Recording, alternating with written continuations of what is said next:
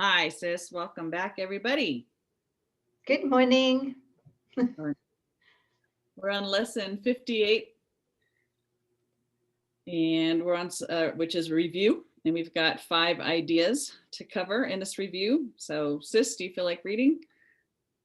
Mm, yeah, the first one is my holiness envelops everything I see.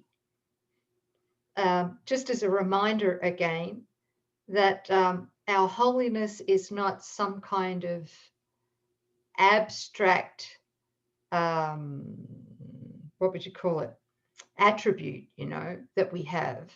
It's actually our changeless, incorruptible innocence. Remember? Yeah, Right. just double checking that you remember what that is. So, my holiness envelops everything I see means that my incorruptible innocence envelops everything I see. And incorruptible innocence cannot judge anything or condemn anyone, including itself. I'll keep reading here. From my holiness does the perception of the real world come. Having forgiven, I no longer see myself as guilty. I can accept the innocence that is the truth about me. Seen through understanding eyes, the holiness of the world, in other words, the innocence of the world, is all I see. For I can picture only the thoughts I hold about myself. Can we just stop there? Because this, I remember going through this one and I didn't really, I got insights, but they didn't stick when I first began the course all those decades ago. So I'm thinking probably most people will be like me. And let's just talk about, he says here, from my holiness, my innocence, does a perception of the real world come. So that the real world is not something that's coming to us. The real world, which is the perfect, the corrected dream, yeah, is already here. And the only way that I can see it and enjoy it and participate really in it is through my own forgiveness of myself for having perceived that there's separation, you know. Right. Did you want to add to that, sis? Yeah, I do. I mean, it really puts the full weight or focus that your entire experience rests upon your acceptance of what you think you are. So, because projection makes perception, it all starts in the mind. We've made a decision about what we are, and that's going to envelop everything that you see. So, it's going to determine what you see, how you see it, what interpretation you give it, and what you're using it for. And so, it comes back to what are you? The answer to the question, what am I? Is it the fearful, separate, guilty one looking, or is it the Holy Son of God who has accepted his or her innocence and sees only images and symbols of union and holiness? So, are you innocent or are you sin incarnate? Are you the holy self or are you ego? Right. So, how you determine what you are is going to envelop and report back to you everything that you see. Including the body? Everything. Yes, from the mind out. So the mind, body, senses, world. Yeah. So that's the work, right? Mm. Understand what we are and to be able to accept the holiness and the innocence that we are. Understanding that. Sometimes it's very easy to do. Sometimes not. Don't you hate that? Don't you just hate it? You got to laugh, all right? Those times when, you know, we've only had 1 hour sleep the night before and ego's going, ree, ree, ree, Yeah. telling us what a sinful son of a, what we are, or daughter of a, what. And, you know, ah, Yeah. man. And you could right? feel into the bypass that occurs if you're like really you're trying to see others as holy, you're trying to see the innocence in others. You want to see a real world or a happy experience, the happy dream. But while you are judging and condemning yourself, you can see why that's this bypass. You know, you can't make holy out there while what's looking believes it's sin incarnate. Yeah, well, this morning when I woke up, the ego had a good old time last night trying to tempt me. Hmm. And when I woke up, first thing I heard within, and I have to laugh, was beware to perceive yourself as unfairly treated. Yeah. I knew we were doing this lesson today, right? This review lesson. Yeah. And I was like, wow, my holiness envelops everything I see. Who's seeing?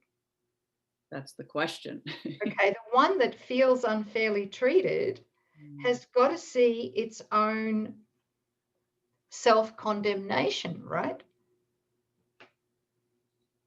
Yes. Is it real? Yeah, so I had to make a quick 180-degree turn, flip, and go, okay, I've had my turn at seeing through the ego's guilt filter, and I don't like it. Right. So now I would like to see through my holiness, my innocence. Yeah, And that's why that's I can smile now. as the unfairly treated one can go, right? There's the decision that I'm having all these negative emotions. I don't want this. Choose again. Give it to Holy Spirit. Say, show me my incorruptible innocence. I want to feel the truth that I am holy. The way that my mind's thinking and perceiving right now is, it's not. But these are beautiful, just anchoring that these logicking out, from or reasoning out from the step by step. Yeah, if when we know our holiness and our innocence, it does envelop everything that I see. So how important it is to really turn and desire to know that innocence. Yeah. This, thank you. Yeah. Would you like to read the next one? Sure. My holiness or incorruptible innocence blesses the world. The perception of my holiness does not bless me alone. Everyone and everything I see in its light shares in the joy it brings to me. There is nothing that is apart from this joy because there is nothing that does not share my holiness. As I recognize my own holiness, so does the holiness of the world shine forth for everyone to see. Beautiful. So, so beautiful. Isn't that lovely? Yeah. Yeah. And for those of us, I'm going back in the ego's memory right now, so forgive me for that, but we're repurposing Helpful. it for teaching purposes, right? Learning purposes. Yeah. But I remember doing these lessons when I began the course, and I was in a highly toxic special relationship at the time. And my partner did not want to know about A Course in Miracles.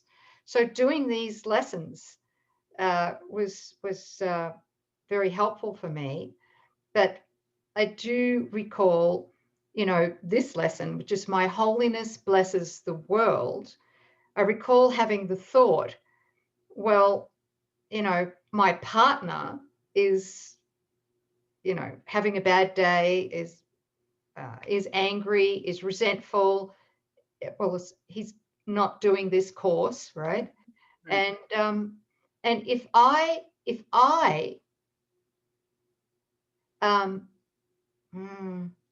really immerse myself in these lessons, this being my holiness blesses the world, aren't I abandoning him?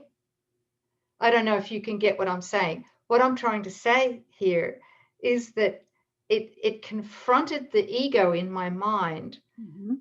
that used to collude, you know, with his poor me stories, yeah, Okay. or anybody's poor me stories in all of my old special relating.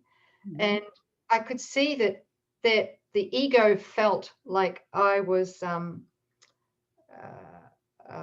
betraying it Mhm. by pulling my mind away and really immersing myself in these lessons and gaining the peace, the inner peace Mhm. from really holding that innocence and not colluding Right. with the special relationships that I had back then at the time. Does that make sense? Yeah, because that's the definition of love. Like our partner's upset and we join them in their misery because that's what love does. And now we're saying, okay, I'm not going to go down that rabbit hole with you. I'm not agreeing with this. This is, this is nothing but an illusion. And I want to stand here as the answer. I want to have the light in my mind that I can shine out from my mind. And yeah, so it's the ego now knows, oh, you're at odds with the whole goal, right? So it's starting to sizzle. Yeah, getting Yeah, very suspicious. beautiful. Thank you. Mhm. Did you want to keep going with that or? Nope, I'm just coming back to this. I'm wondering if there was anything else to mention. Yeah, the recognition that we're not doing this as a privatized mind, that there is nothing that is apart from this joy because there is nothing that does not share my holiness. Everything is holy. And as I'm recognizing it, right, that's the waking up of the one shared mind that seems to be sleeping. So we're doing it not just for me or us, but for all. Well, this practice absolutely transcends self-interest, right? Yes. That's what makes it holy. Yeah, that's what makes it holy. Yeah. So, shall we go to the third one? Sure. There is nothing my holiness, my innocence cannot do. My holiness is unlimited in its power to heal because it is unlimited in its power to save. Sorry, Mm, save. I saw the word see. yeah. Yeah. Interesting. What is there to be saved from except illusions? And what are all illusions except false ideas about myself? There's that ego filter that Mhm. we're seeing the body and the world through, right? Right. Um, my holiness undoes them all by asserting the truth about me. In the presence of my holiness, my innocence, which I share with God Himself, all idols vanish. Yes, All all, all of them. there a hierarchy of idols? No, but we really do believe there is. Yes. Well, Right? that's the defense against this truth, right? It is. Without my idols, without the illusions about what I think I am, Mm. then my innocence would come shining forth. Absent the building blocks that I've placed, removing those, what we are as holy, as innocence, shines forth. And that And obliterates all that's dark it. imagery. Yeah. Yeah. And sis, that's the light, Yeah. right? Yes. That incorruptible innocence is the light Yes. of the world, which is the light of the Son of God, which is who we are. Yeah. That's And well. that's what we're defending against whenever we're fearful. Because Yes. Yes. The light obliterates what we think we are as mythical me. A perfect love would obliterate the mythical me that we think we are. So these are everything that we use to not recall or not to experience that are these idols. The body and mythical me being the central idol. okay, so we put sickness in there, pain, special relationships, um, deprivation, lack. Yes, this whole gap is our idol. That's our defense.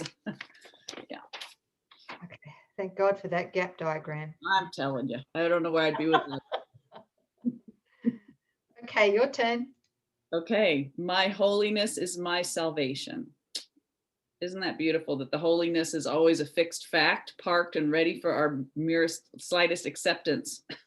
That's our salvation. Okay, sorry. Since my holiness saves me from all guilt, to recognize my holiness is to recognize my salvation.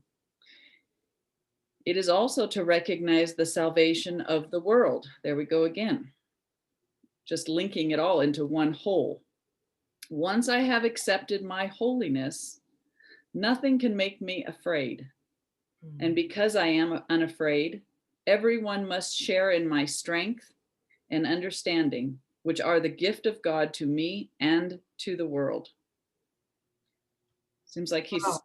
stitching these together now. It's just how important it is to know thyself, and that knowing thyself is not a private affair. There is no private awakening, that the entire world is blessed and saved along with us while we do this, because you can't accept your holiness without being willing to share it with every brother, sister in the sonship, right?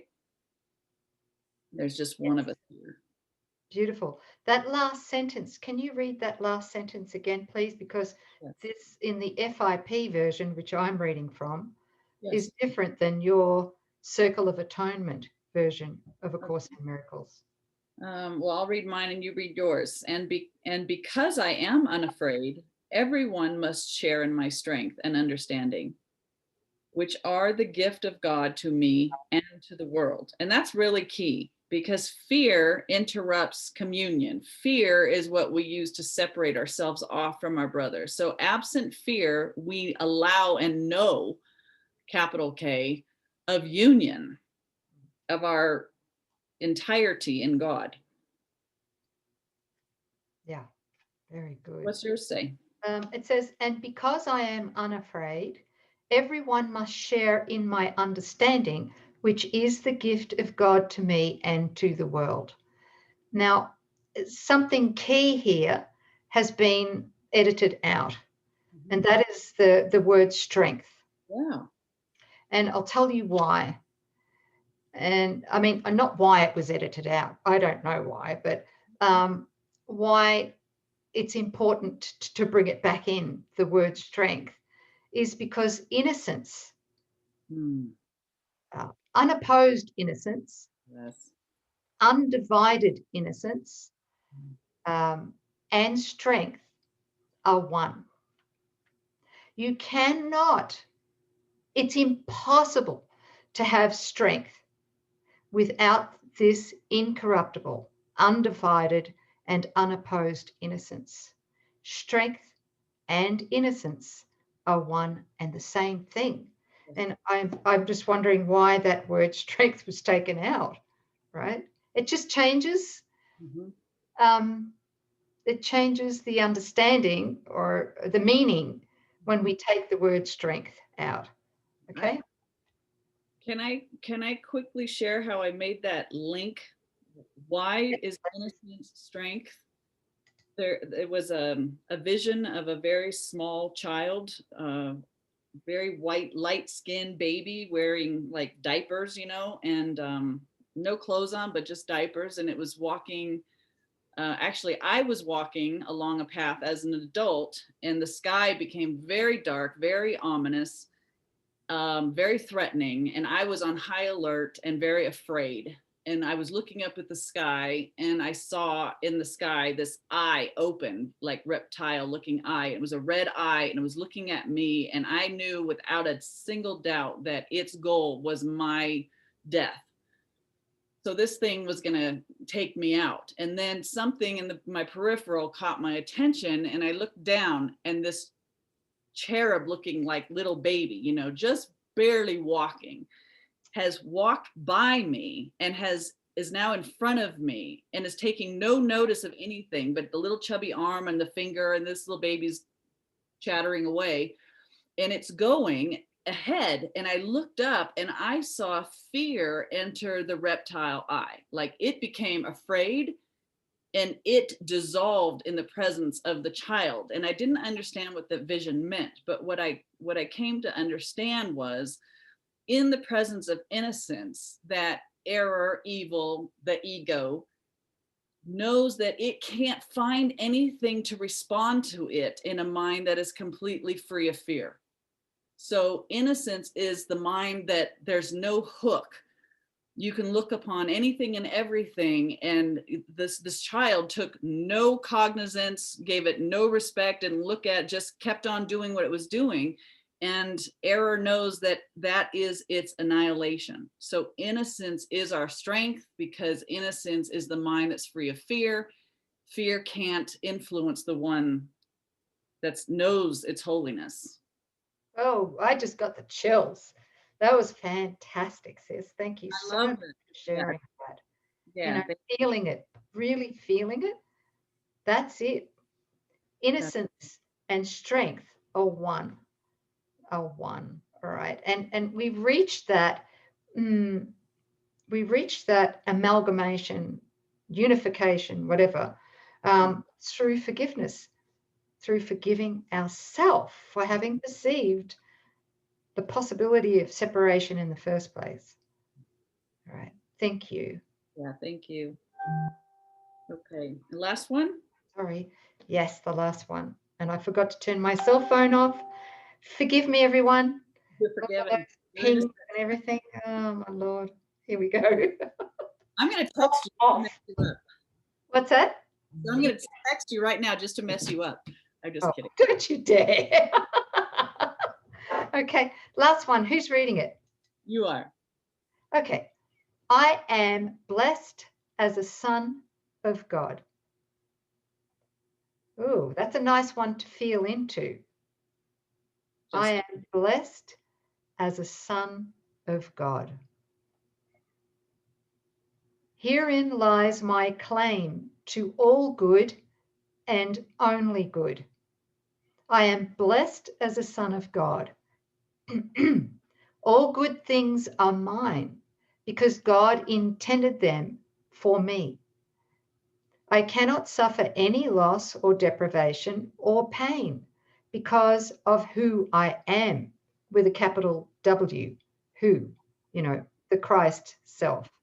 My Father supports me, protects me, and directs me in all things.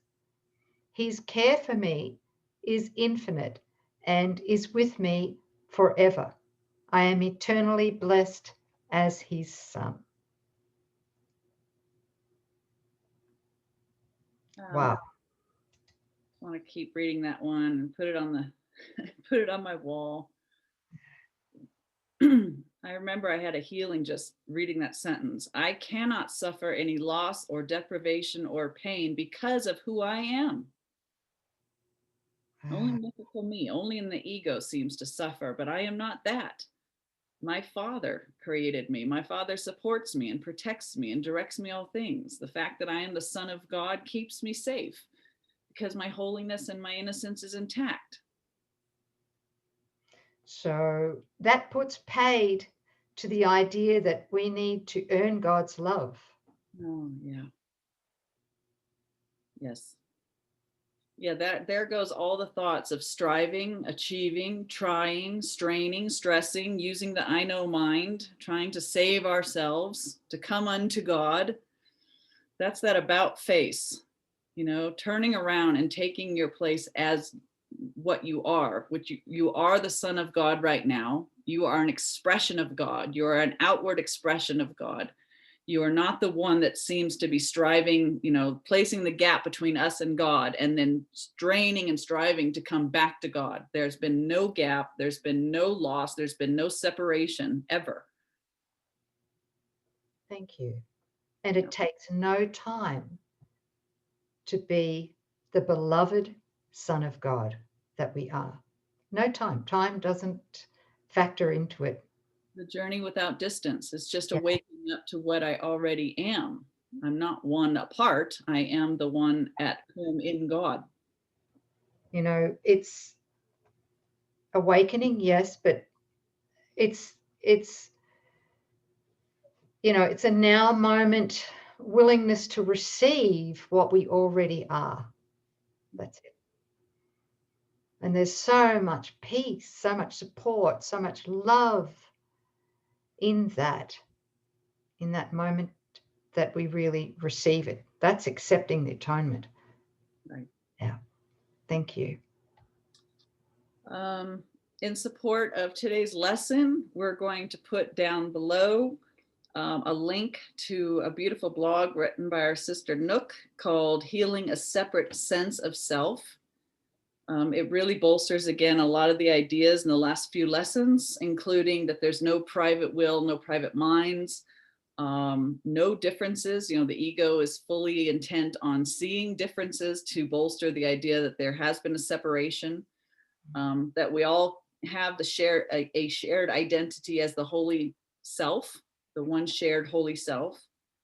And also to truly know our innocence, to be able to accept any of these statements, we must be willing to extend these truths to, you know, like where he says in 2 and 4, it's like, to me and to the world. If I want to just accept the holiness for myself, but I'm not willing to see my brother as holy innocent, then I don't really want it. I don't understand the basis of my innocence if I would keep innocence for myself, but not my brother. So to know it, we have to extend it without exception. Mm. Mm. Which leads me to one more recommendation.